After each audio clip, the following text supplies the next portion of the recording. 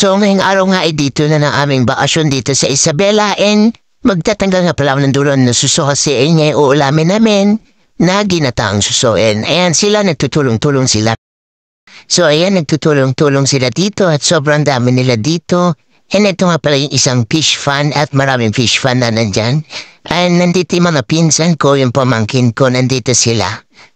And naglakad-lakad kami kasi nga pupunta kami sa may nyogan at pukuha kami ng buho at isang nyog para sa kagata naming suso. At naglakad-lakad nga ako dito.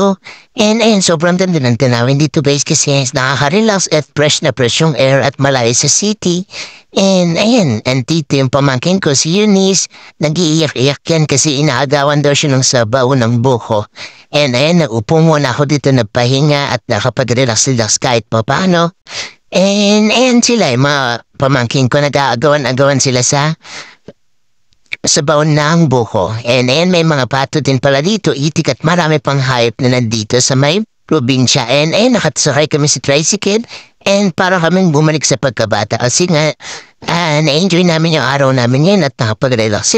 Nakakapagod lang pero sobrang saya naman talaga sa biyahe. And ayan, ito yung pamangkin ko si Khalid, naligo na siya, sana all. At ito may mga itik dito, may mga pato. And ito yung isa pang fish fun na may mga hito. And ayan, nagsalo-salo kami sa budol fight. And ayan na. Sobrang saya dito kasi nakaka-enjoy and nakaka-relax.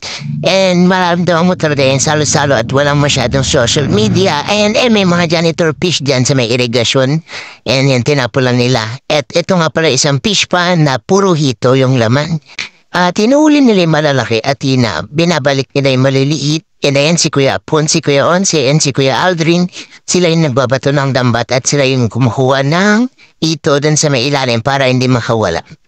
And gumamit nga pala sila dito ng malaking lambat para mas mabilis mahuli and mas makuha nila yung mas malalaking hito at pakawalan yung malilit na hito.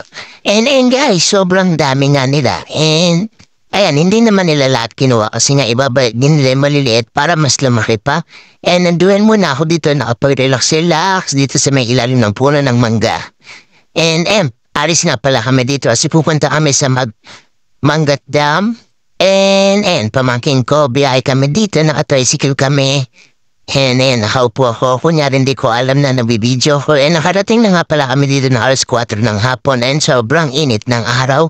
And ang ganda ng bundok, parang Bohol. And naglakad-lakad kami dito kasi nga medyo malalay pa konti. And sobrang init nga lang pero maganda yung view, maganda yung city, maganda yung nature, and maganda rin yung dam, and maganda rin yung lawa dito. And yan, pinsan ko si Condado, and sobrang dami namin dito, nasa 20 plus kaming nagpunta.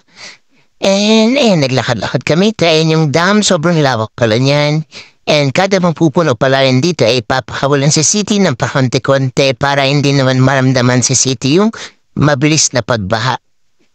And ayan, sobrang... Kung gusto niyo mag-ride dito or magbangka, magbabayad lang kayo ng 80 pesos, balikan na, and sobrang layo naman ang pupuntahan niyo. Pero ang gagawin niyo lang doon is magpapakain kayo ng isda sa fish fund nila. And may mga libre naman silang prutas na binibigay, kayo nga lang mangunguha. And umupuha pala ako dito sa Gedli kasi nga inisip ko kung saan ko ginastos yung mga pera. At hindi ko alam kung saan napunta. Gan na nga lang, gala later tulala mamaya. And bungo muna ako dito na pag-relax. And yung mga pinsan ko, nanghuli silang isda dito na sila naligo. And nga pala guys, pauwi na kami at konti na lang yung videos ko kasi nga pagod na rin ako. And hindi na ako masyado nakapag-video kasi nga sobrang pagod. And yung iba ay natulog na lang sa kalsada, nakapagpahinga kami. And nandito na kami sa Nueva Ecija, pabalik na kami ng city sa may Manila. And ayun lang. Kung mag-rides kayo, sana mag-ready kayo ng baon yung tubig, pagkain at higaan. Kasi nga makapagod kayo. And lang, mag-enjoy kayo and keep safe palagi. Bye-bye!